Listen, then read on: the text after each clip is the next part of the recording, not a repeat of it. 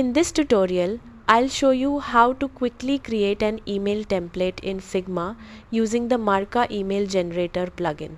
Start by opening your Figma file and clicking the Actions button at the bottom of the workspace.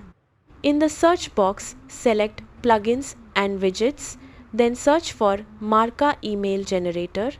If the plugin isn't installed yet, install it and click Run. Once the plugin opens, navigate to the Templates section. Browse through the available email templates and choose one that matches the style you're looking for. Click on your preferred template and it will automatically be added to your Figma canvas.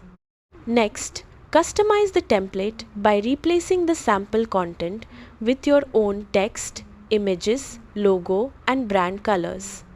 You can edit headlines, buttons, banners, and other sections, just like any regular Figma design. Adjust spacing, typography, and colors as needed to match your brand guidelines. When you're finished, review the design to make sure everything looks consistent and professional.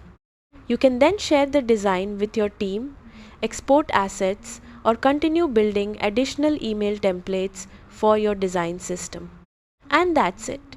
You've successfully created an email template in Figma using the Marka email generator plugin.